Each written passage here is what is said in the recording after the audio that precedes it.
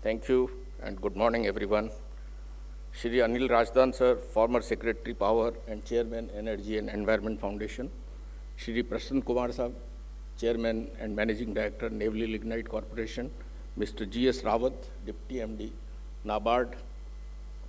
Dr. V.K. Garg, my senior and CMD, former CMD Power Finance Corporation. Dr. Anil Garg and Ragini Garg, thank you very much for inviting me here. Distinguished delegates and friends, Dr. Garg had spoken about water conservation, water recycling, waste to energy. See, when we started harnessing renewable energy, we started with bioenergy. We were not very successful. Then we came to wind, solar. These energies had inherent problems. They were intermittent, variable, not available for 6 hours. And we never thought that these energies will be able to provide sustainable solutions for us for future. Today, with technological interventions, economy of scale, these have become very, very viable.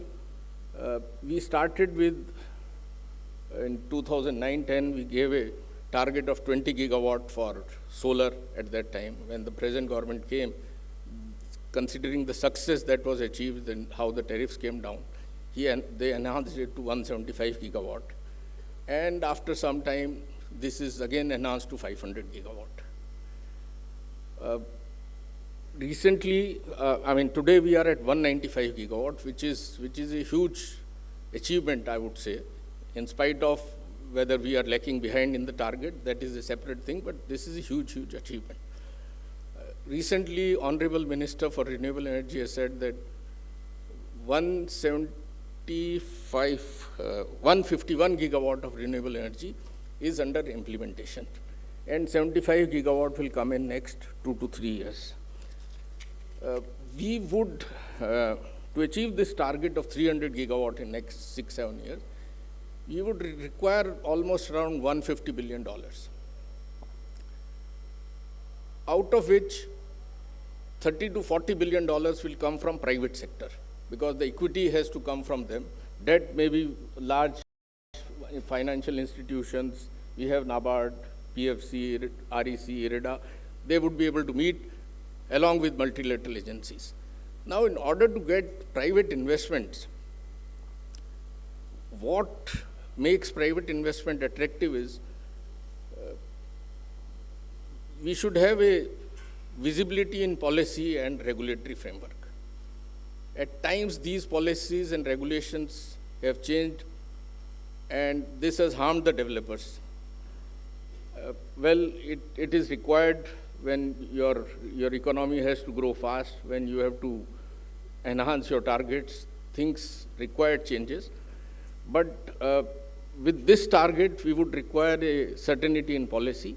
The second important thing that is required is that the off-taker, that is utility, should be financially strong. A lot of action was taken by Government of India for making them financially viable, financially strong. But still, if you look at the data, in 21-22, they made a loss of around 25,000 crores. In 22-23, the loss has gone up to more than 50,000 crores.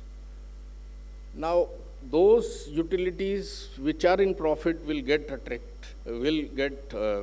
investments, but those are loss-making. I think the investment will not flow in those states. So that is a little area of concern. Then there was a recent survey that brought out that they did it for large industries, few industries where the consumption was around 169 billion units, which is reasonably large, around 10% of our total generation. They were consuming only 3 to 5% of renewable energy. Now, in spite of renewable purchase obligations, this has to go up. The large industries have to come for taking renewable energy. They should take advantage of open access policy, take it directly from the generators. That will go a long way in meeting our targets. Well, the recent budget has highlighted serious purpose of intent to achieve net zero target. The FM has announced provision of viability gap funding for offshore wind projects of 1 gigawatt.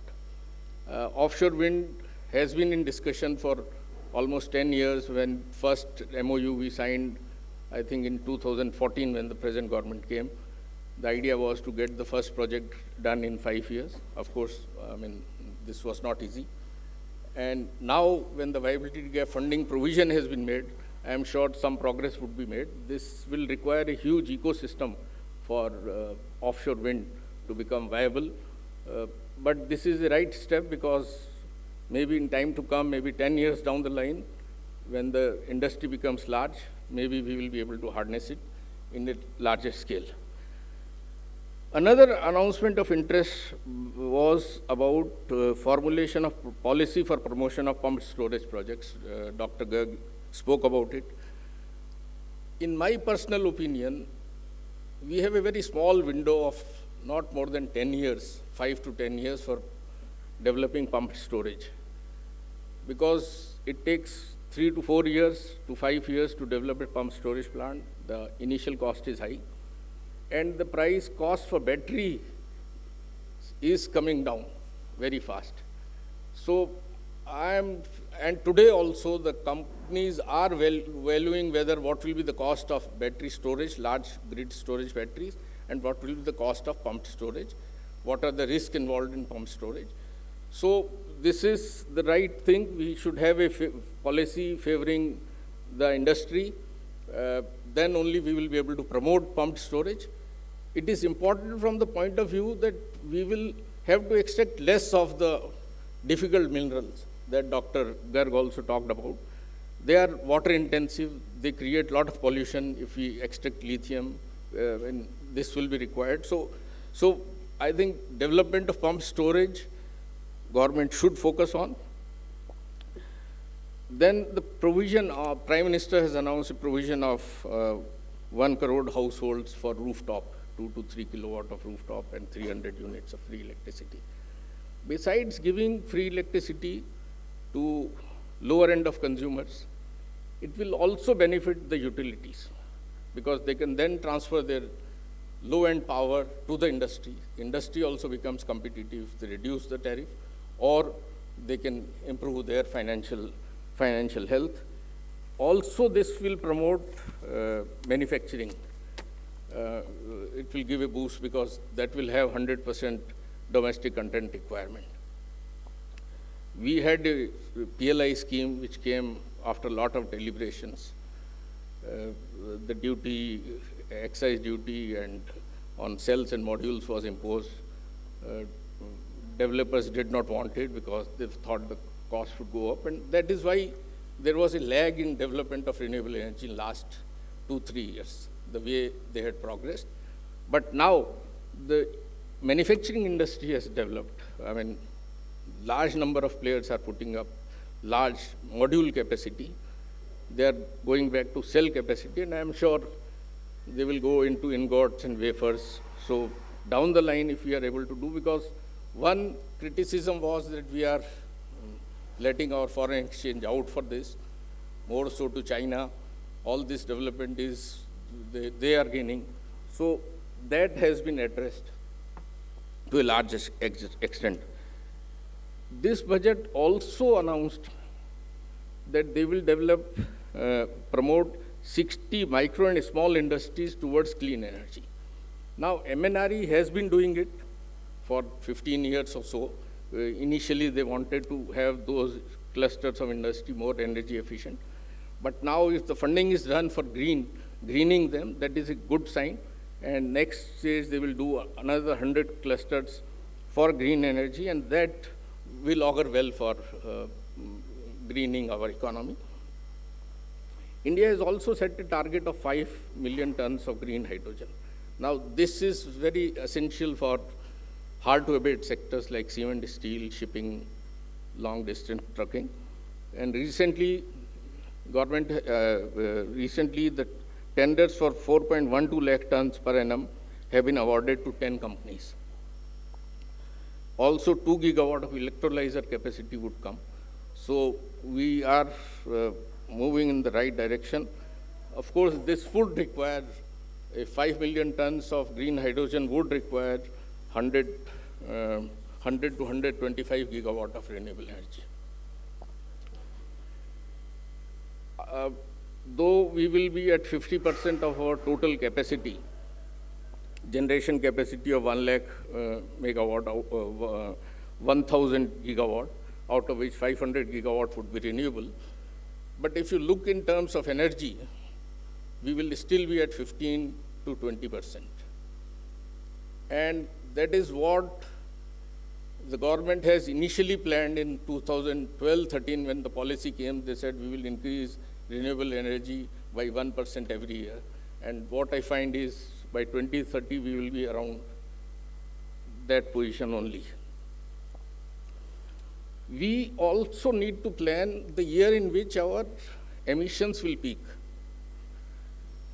China has given 2030, and then they have said they will get to net zero target by 2060. We have not come out with the date for peaking. That is very, very essential because we need to give a date and then follow the target. Another extremely important resource that gets into the shadow of wind and solar is bioenergy, biogas. Now it has multitude of uses, multiple benefits, but somehow we have not been able to promote it. Government has announced 10,000 crores in 23-24 budget for galvanizing bioagro resources, that is Govardhan scheme. Similarly, Satat scheme was announced, sustainable alternative towards affordable transport to build 5,000 large-scale biogas plants in, I think, 2018. Ministry of Petroleum and Natural Gas is leading it. They were to develop 5,000 large biogas plants. So far, I think 46, 47 biogas plants have only been developed. LOI have been issued for 1,000 plants. We need to pursue this resource vigorously because it has multiple uses. In 2020, almost 54% of bioenergy was used for household cooking and heating. As per IEA estimate, by 2050, bioenergy will be responsible for 15% of energy consumption in industry, 16% in transport, and 10% in buildings. One good thing is that compressed biogas can be integrated with our national grid for gas, CNG grid. When we produce biogas, we also produce digestate, which will give us fermented biofertilizer, which goes to improve the soil health also. Its marketing is a challenge. We require, government has mandated fertilizer industry to market it. Because India produces almost around 750 million tons of agri-waste, out of which 250 million tons is surplus because rice straw cannot be used for animal feeding and that only goes to digestate. We have a huge cattle population of around 300 million. The cow dung, the rice straw, all the paddy straw can all be used for producing biogas. With better price of biomethane that government has announced, it will be lower by 20% to the CNG price. This has become little attractive. We, of course, need to utilize the best of the technology because any emissions from biogas plant will create more harm to the environment than good, and this is captured by the satellite images. India also produces 62 million tons of municipal solid waste, 50% of which is organic, which can again be used to produce biogas. We have around 540 sugar industries. We can use their spent wash for producing biogas. The major advantage why the government has now, and number of ministries are promoting it, is they see that the farmers' income will increase. It will help in reducing pollution. The third biggest advantage, because somebody asked, I was in UK recently, and somebody asked what is there, why Prime Minister is promoting this. The other major advantage that we see is that we will reduce our import bill by $27 billion in next 5 years by replacing LNG through biogas. With these multiple benefits, you would be surprised to note CBG is the second fastest growing resource in renewable energy after solar. Solar, of course, has multiple benefits. It's a versatile thing. You can put it on rooftop, you can put it on water bodies, you have floating solar, you can have microgrids, you can solarize trawlers, fishery thing, you can use it for deep fridges. So you have multiple benefits from renewable sources, multiple solutions this can provide. Microgrids, where countries where the grid is not there, microgrids can provide sustainable energy, access to energy, healthcare can be solarized. So in the end, I would only like to say that nature has given us abundant resources, which we have to harness responsibly for our sustainable future. Thank you for listening. Thank you, sir.